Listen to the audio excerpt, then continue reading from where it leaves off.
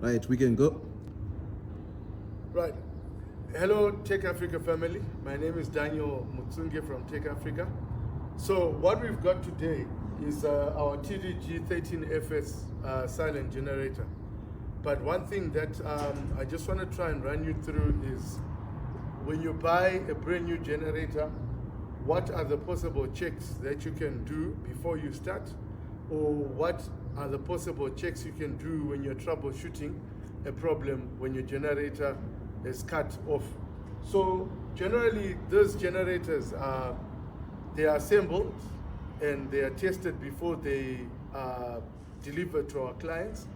What do we mean by that? We call it a pre-deliverance inspection, whereby we add oil, we add water, that's coolant, we add also fuel, and we run those generators under stressful conditions just to make sure that the load meets the client's expectation and the generator spec. So what we have to do first before we run the generator, the first thing is just to check for your coolant level. So I'm going to show you just a quick check. So we've got this lid here. We've got this black lid here. This is the one that you undo. And then there's a radiator cap inside. This is the radiator cap inside. So you open the radiator cap. Most of the times when you do this, you can actually see that your coolant level is right on top of the radiator outlet. Then you have to tighten the radiator cap. Make sure that it has actually gone into position, because at times pressure might be lost while the generator is running. Your generator might actually overheat. So make sure that the radiator cap is tightly locked. After that, you put back the cap. Then what you also need to do is just to also open the canopies, probably just to check around. Is there any coolant leaking from within the leak-off pipe? No, everything is fine. Then you also come around, you also need to check for the oil level. So we're now going to check the oil level. So here's the dipstick. This is the dipstick. So you pull the dipstick out. Check. So like generally, this is your mark for full. So which means that there is oil and the oil level is all right. Sometimes if you overfill the generator with oil, you might actually damage the engine. So you need to always keep your oil level on the mark that is there on the dipstick. So here we've checked our oil level is all right. We will put back our dipstick. Make sure that you place it back nicely the way it was. Then in case probably you ran your generator dry in terms of fuel, what you then need to do is you add, after you add your fuel, there is what you call a primer pump that you just need to also manually pump. This is a manual prime pump whereby you are just making sure that the diesel is now circulating inside the fuel line. So after that, what we then do here is we've got what you call a battery isolator. So this battery isolator must always stay off. Why? It's just to avoid scenarios whereby your battery discharges while you're not using the generator. So when it's like this, it's actually off. So you need to engage the battery so that you allow the battery power to now get into circuit. After that, we are good to go. We are ready to start our generator. You actually come then on the display panel.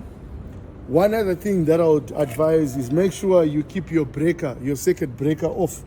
It has to be off all the time when starting and switching off the generator. The circuit breaker must always be off. Then you've got your fuel indicator here as well. That shows you your fuel level.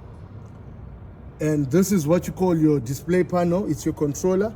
That's where you get all your information on the generator, on what's happening with your engine, because the engine has got some sensors. But however, when you get a brand new generator, it comes with all these sets of keys. You might be wondering, what are these keys for? What will I use these keys for? But one thing I can tell you is every key has got a place where it goes. This one is for locking your doors. If you don't want anyone to tamper around with what's inside, you can actually lock your door. That key is for there. And then this key is for your fuel tank. You can actually lock your fuel tank for people not to steal your diesel as well. So if you do this, it's locked and you can't even open without a key. Then you also have your ignition key. This is your ignition key, but this is not for starting like an ignition for a vehicle, but this is for just switching on your panel. So like here, our panel is now on. It's showing us that our battery voltage is 12.3 and all the information is there. So you can go up, it shows you the generator has never shut down. Also our running hours, we have started this generator 4 times and we have run this generator for 41 minutes during our major tests. So once you do that, you then need to select manual. You select manual and make sure that the red light is now on your manual button. After that, you then press start.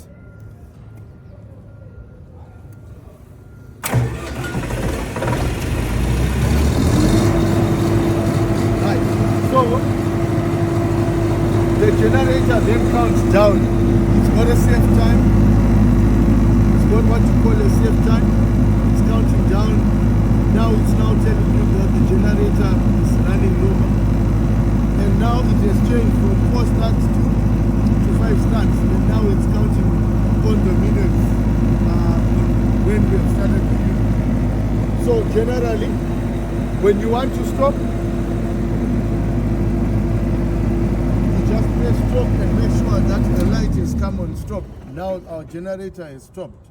So generally what we were saying was you need to check your fuel, oil and water level before you start the generator.